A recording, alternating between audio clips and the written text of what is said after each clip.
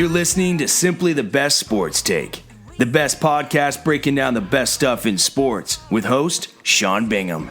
His takes are so good, he dropped the mic, but then you wouldn't be able to hear him, and that would suck. Welcome into STB Sports Take, Simply the Best Sports Podcast. I am your host, Sean Bingham, and yes, I am sitting in a beach chair in the middle of a fruit field on the big island of Hawaii right now. So this is a very unique podcast, but I figure, hey, I did one of these from my rental car in Newport Beach. Why not from my buddy's fruit farm here in Hawaii? I'm out here for some work stuff as well as some play, but I'm committed to this podcast. I'm going to get this one out today. You're probably going to be hearing some kind of farm noises, some roosters, some chickens, maybe some birds chirping and things like that. But I figured this is better than being in a noisy house where there's a bunch of people or sitting in a rental car. Kind of gives you guys a little bit of something extra to enjoy the view of Hawaii a little bit for the podcast for those on YouTube. We are on YouTube, we are on Spotify, we are on Apple Podcasts, Google Podcasts, Anchor Podcasts. Everywhere you get your podcasts, we are there, and we're even doing it from Hawaii, folks. This is commitment. So to show some love for my commitment to you guys, please hit that subscribe button. No matter what platform you're on, please hit the subscribe button. A lot to talk about today. I'm going to talk a lot about the Lakers and their chances at being in the play-in game and LeBron's injury and things like that. Going to talk about some NFL stuff, Aaron Rodgers. In fact, we're going to start with Aaron Rodgers. Let's just do that because I want to follow up on yesterday's podcast about Aaron Rodgers, where I said that the Packers should absolutely trade him, and they should. There's no question in my mind the Packers should trade Aaron Rodgers. They can get so much for him right now, and that won't be the case. See, there's the rooster. That won't be the case if they wait much longer. They just drafted Jordan Love, and so anyway, I stand by that. I think they should absolutely trade him. I think they can get a lot for him right now. I think it's worth it to strike while the iron's hot. And ESPN just this morning or last night came out with their rankings. They're saying there's 7 teams that could trade for Aaron Rodgers that even have that ability. And they're saying, look, of the 7 teams that can financially do it reasonably, here are our rankings of those 7. Well, the Washington football team ranked 2nd on that list. So I love it when the so-called and self-proclaimed worldwide leader is a day behind STB Sports Take. Because what did I say yesterday? I said that Aaron Rodgers should go to the Washington football team. It's a far better fit for him. They've got the dominant offensive line, the dominant defense, the player-friendly head coach. There's no real threat there for as a backup quarterback that he'd be worried about. They've got some speedy receivers. They've got some young, talented running backs. There's no reason for him to not want to go to Washington. They're in a weak division where he can they just won the division at 7-9, Aaron. What kind of easier path do you want than that? So I think he should absolutely go there. Ironically, ESPN said that the Broncos would be the most appealing trade to the Packers ahead of the Washington football team. I disagree because what has Ryan Fitzpatrick done his entire career? He's known for being the veteran quarterback who is either a really good backup or he's the mentor to a young guy who he knows is trying to beat him out, which is exactly what they would do with him and Jordan Love in Green Bay. I don't see why the Packers would want Drew Lock. I mean, why would you want Drew Lock? What has he done? He's another young, unproven guy. In fact, he's kind of proven to not be that great. I don't know why you'd want to add him to a roster that has Jordan Love when you just traded up last year to get Jordan Love. Just play Jordan Love. So that's what I think they should do. I think that the Packers should absolutely trade Aaron Rodgers, and I think they should trade him to Washington. And I think Aaron should want to go there. I think he should want to go there. Okay, moving on now. Going to talk about the Lakers. The Lakers win last night. This rooster is really loud. I apologize for those listening if the audio's off. I'm hoping it's okay. I did a little test when they were doing their thing, and it seemed fine. But now that I'm talking more, they seem to be crowing a little bit more. But this is a fun podcast. I hope you guys are hearing it okay and that I'm be able to keep your attention here. But LeBron doesn't play last night. The Lakers play the Nuggets. Far tougher competition than they've had the last several games. And of course, they somehow win. They beat the Nuggets without LeBron. Far better competition, and they win when they'd been losing to like the Timberwolves and stuff like that. And so, a couple things with that. One, Magic Johnson tweets after the game. And if you don't follow Magic Johnson on Twitter, you need to follow Magic Johnson on Twitter because his analysis, and I'm doing quotes for those just listening, his analysis is literally the worst in the world. There is zero analysis to it. He just basically tells you what the box score was, and that's about it. So Magic tweets out, Anthony Davis was huge tonight without LeBron and Dennis Schroeder, scoring 25 points in the Lakers' big win over the Jazz. No, Magic. They played the Nuggets. They did not play the Jazz. They played the Nuggets. And I'm looking, I don't see any sort of like correction to his tweet. He didn't delete it. I don't see him correcting it. No acknowledgement that he had the wrong team. Clearly he didn't watch the game or care. But he checked the box score and knew that LeBron didn't play, Schroeder didn't play, and that Anthony Davis scored 25. So congratulations, Magic Johnson. What a great tweet. Okay. So now we got to dive into the whole idea of the Lakers, where they're at in the standings. They're currently the 5 seed. They're a half game up on the Mavericks. And one of our loyal listeners, Ronald Clay, sent in a voice message. And I want to play that for you guys. I love it when you guys send in messages, by the way. This is like the 5th or 6th one we've had now. So please, guys, check out the description on any platform that you're on. There will be a link where you can actually send in a message yourself. You can do it through the Anchor app or on anchor.fm/STB Sports Take. I have found that if you download the Anchor app, which is free, it is easier for you to record your take and send it in. But let's hear what Ronald Clay had to say. Hey, Sean, it's Ron Clay. Hey, a few weeks ago, I told you in a comment that the Lakers were going to end up in the playoff or the play-ins. And you told me that you didn't think that was going to happen. I think I'm going to get one up on you, my man. Have a good day. Okay, Ron, just send in a message to talk some trash. I like that. No, Ron, thank you for the message. You might be right. You might be. But here's why I think that you're not. First off, a couple things. One, my take all along on the Lakers has been that when fully healthy, they're the best team in the West. And I still stand by that. The big difference right now is they're not healthy. And we've seen AD and LeBron come back. They're clearly not 100%. They're 2-5 now since Anthony Davis returned. They're 0-2. Well, they're 1-2 since LeBron returned, but the one win was last night when he didn't play. So they're 0-2 with LeBron back. And so those guys just aren't looking 100%. I don't know that there's time for them to get to be 100%. And so I'm starting to feel like the Lakers will not win the West. And this rooster's really going crazy right now, guys. I apologize if it's too loud, but not much I can do other than talk louder. So do I think that the Lakers could win the West? Yes, but they're going to have to magically heal Anthony Davis and LeBron James. And right now they're fighting for their lives to avoid the play-in game. And I do think they will avoid it. And here's why. They're the 5 seed right now. They're a half game up on Dallas. Dallas is a half game up on Portland. Portland is then 3 games up on the Warriors. So again, from the Lakers at the 5 seed down to the Warriors at the 8 seed, it's 4 games. It's a 4-game span. So the chances of the Warriors dropping, down to 7 or 8, I think are pretty slim. And here's why. Portland has the toughest remaining schedule. Portland's remaining schedule is very difficult. I think that they're probably going to go 3-4, honestly. Maybe 4-3, but probably 3-4.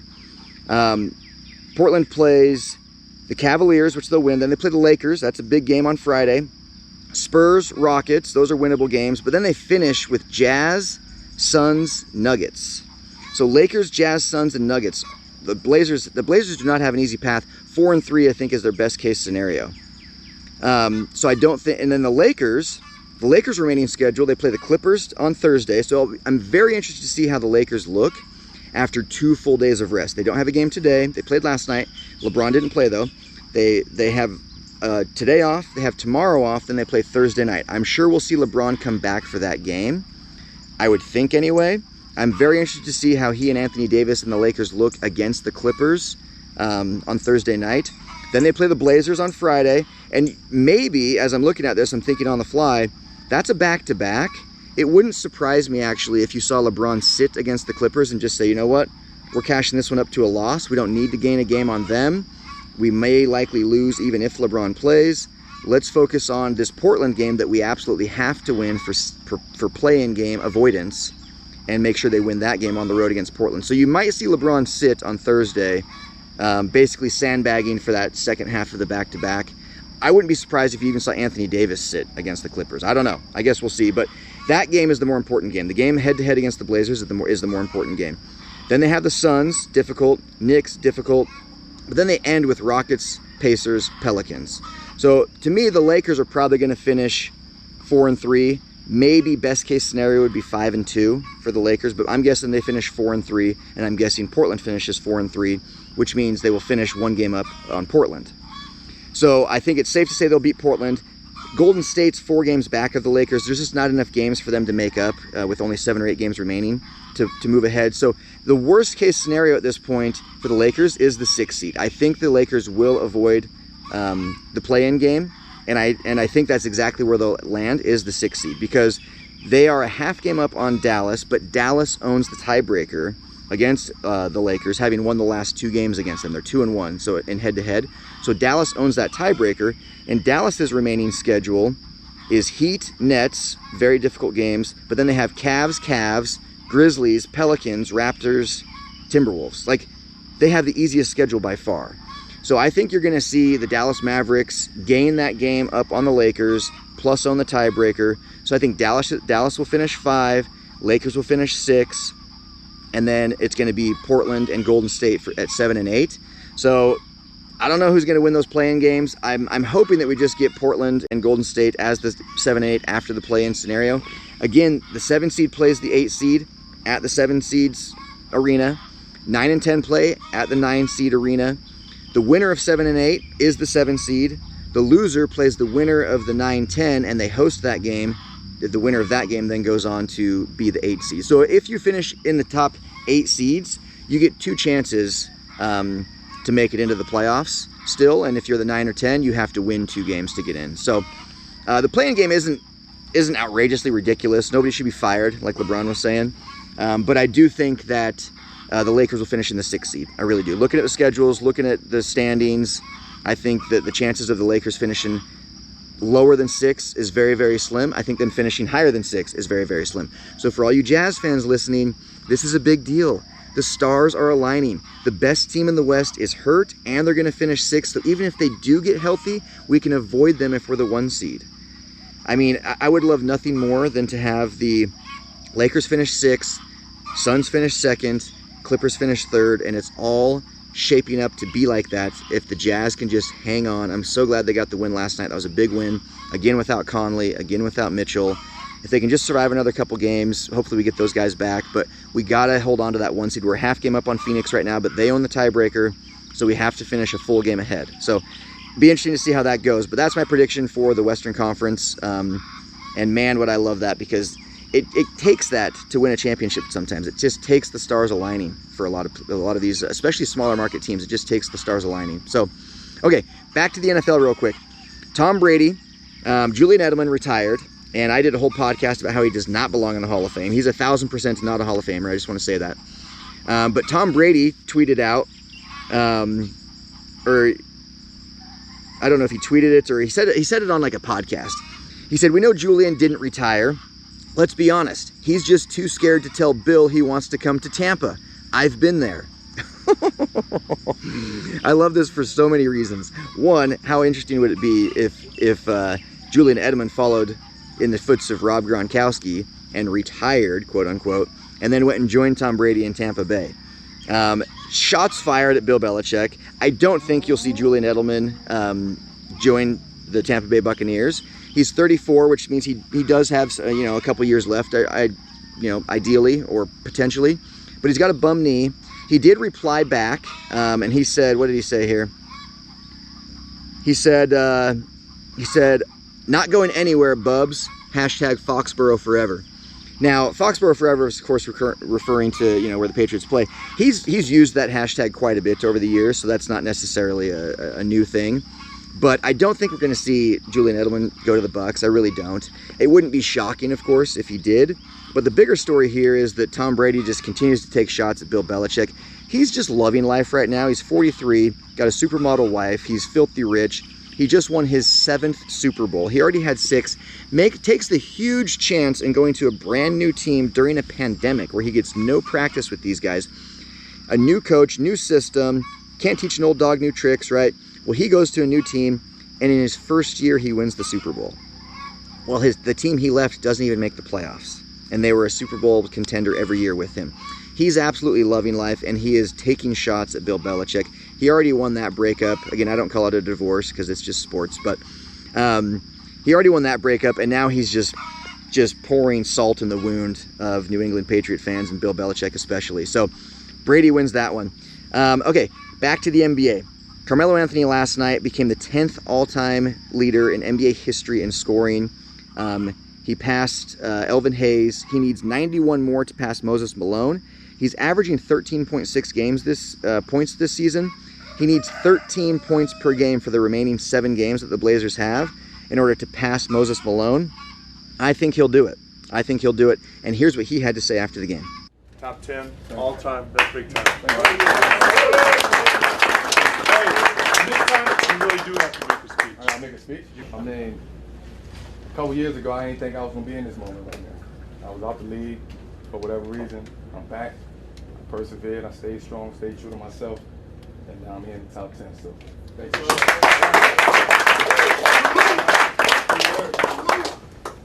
Together on 3, 1, 2, 3. Yeah.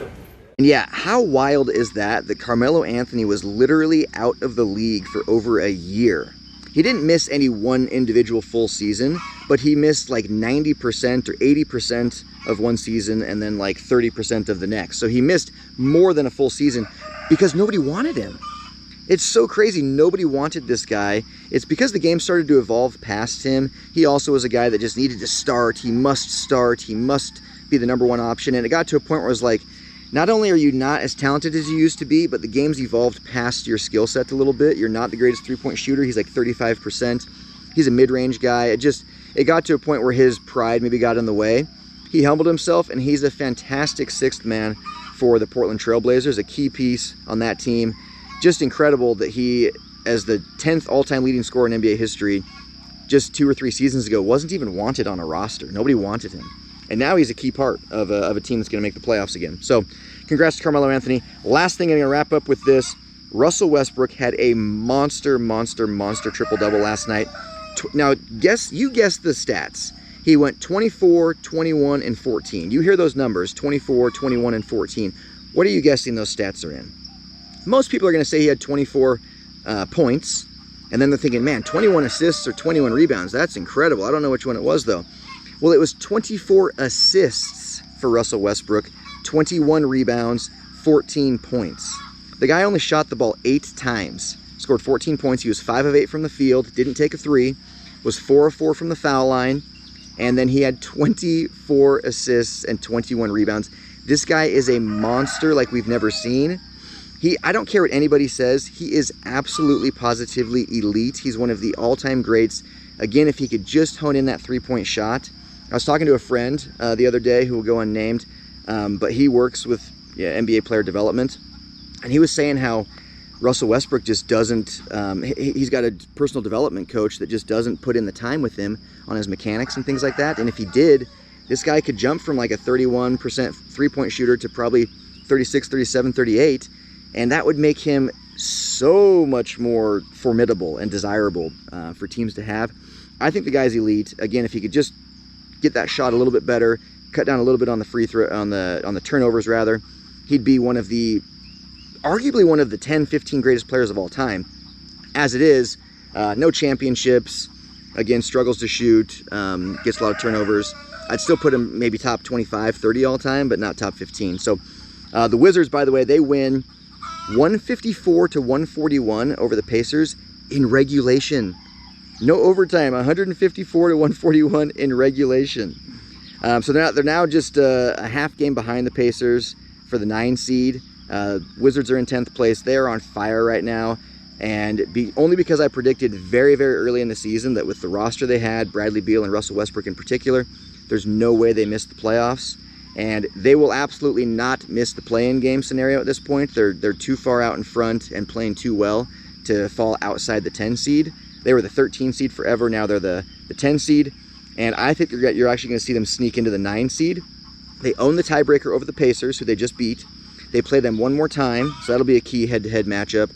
I think you'll see the Wizards finish as the 9 seed, and we'll see what happens from there. But, guys, that is all the time I have for today. Thank you for joining me here in Hawaii. That's the podcast. I will see you next time. I am out. Peace. Thanks for hanging with Simply the Best Sports Take.